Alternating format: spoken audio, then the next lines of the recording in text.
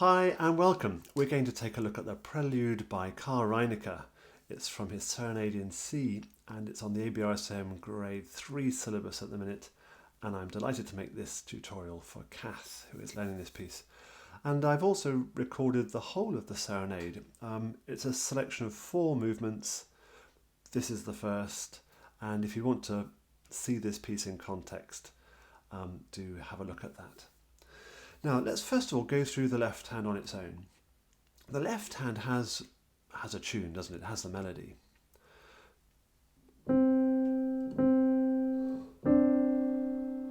And each phrase needs a sense of where it's going, and that D, he's put in an accent kindly for us, is definitely where we want to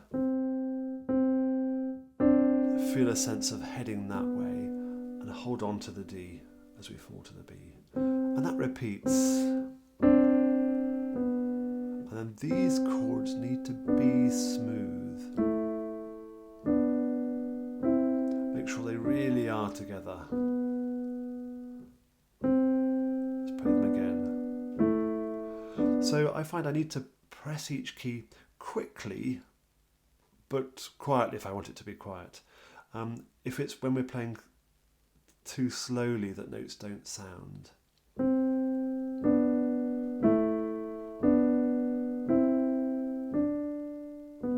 Beautiful legato, espressivo. Yes, I quite like that change of finger there, and the thumb on the D is important, so that we've got enough fingers to get down to the G. And that phrase repeats.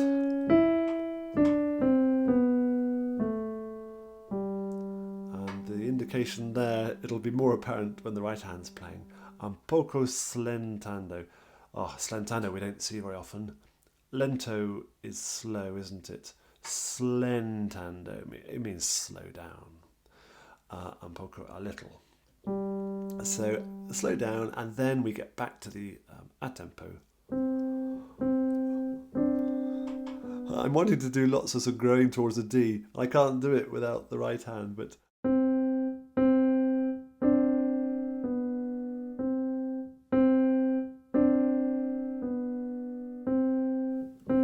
delicious chord, and that thumb will be needed on that C to prepare the way, to pave the way for that chord. Again, holding on to the bass notes through that passage.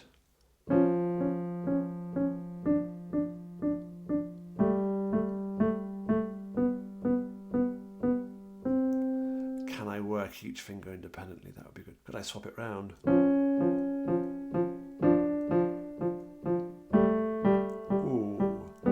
Feels tricky, feels awkward, and that will build up the strength of your fingers. Now for the right hand, I would suggest first of all playing it as chords. So each group of 3 notes is contributing to a chord. There are 2 chords per bar. And take care to use the fingering that you will use when you play it. Perhaps mark them in if you'd like to.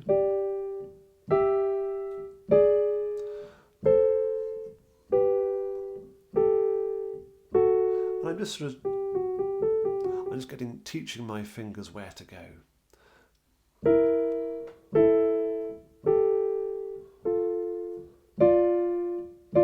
Now here we'll come to that quaver. Let's do it now. That quaver there, it's written as a quaver as well as a semi-quaver, and there's one coming up as well, isn't there? And that's just telling us that we can hold on to it a fraction.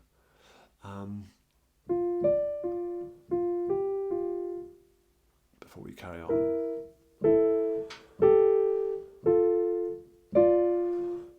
And then the poco slentando, which doesn't work so well as chords, of course. And I would try that same technique with both hands together. And I would also introduce a bit of pedal. Now, there's no pedal marked in the score. For grade 3, I think it would be great if you can introduce a bit of pedal, but if it's really mucking everything up, I wouldn't worry about it for the exam. That said, I think the pedal needs to go down twice per bar to fit in with the harmony. And so now I'm going to introduce the pedal with the chords, starting with the pedal down. And then when I hit the next chord, the pedal is coming up and quickly down, up and quickly down. Let's keep going. So it's beautifully legato. I do like these chords. I'm taking my time. Sense of dying away there. Ooh, that could be a choral piece by Eric Whittaker. Let's carry on.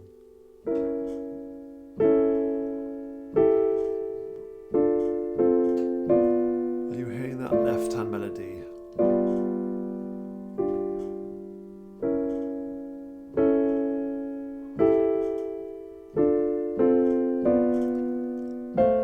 Good idea to sing tunes as you go.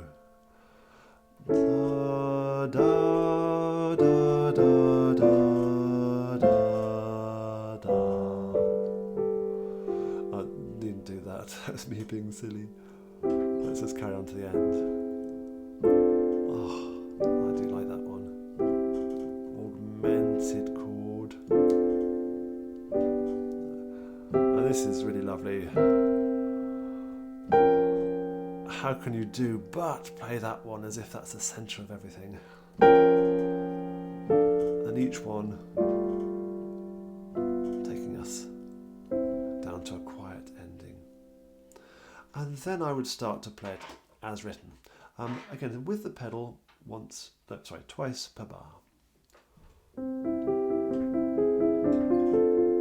Let's keep going at this rather steady speed.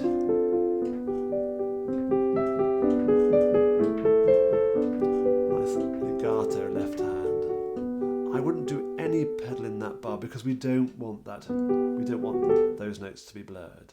But of course, hold on to the B carefully. Espressivo. I like that swap of finger. Yeah, it just helps us to make sure that the notes are going to be clear. Get a lovely sense of growing through the phrase. That's the important one. Sorry, I can't talk while I'm playing.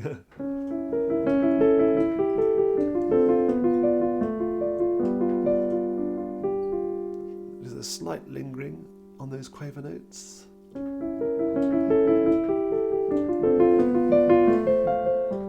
Yeah, and when you've got quavers in the left hand, make sure they really are synced up with the right hand. Let me just play that bit slower.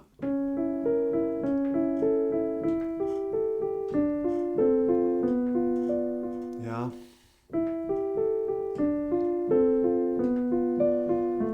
Dying away. Whether there's all sorts of fingering on those few notes there. I'm not doing what's in the exam booklet. I did, I think. But in the exam booklet, I don't like that because that's a long way to go. It's just going to create tension and if anything, possibly over with the third, but over with the second is even easier. And I like a relaxed hand when I'm playing the piano. And the slowing up. Let me keep going nice and slowly. Now you may be thinking, should there be more D than the C? Well, in an ideal world, I think the answer is probably yes.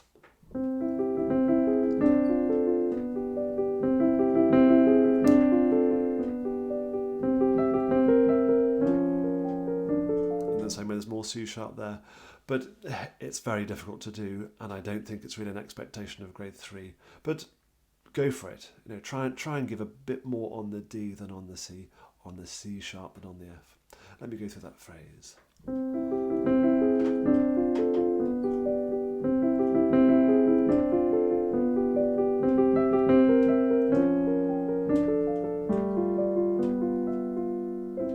Gradually dying away at the end there. It's a very beautiful piece, and I hope you enjoy learning it too. Work through it hand separately, possibly chordally in the right hand. Think about the tune in the left hand. Put them together, perhaps as chords again, and then slowly play it as written. Make sure everything's matched up beautifully. And enjoy playing this lovely Prelude by Carl Reinecke. Kath, I hope that's useful. Come back to me if you have any questions. Bye-bye for now.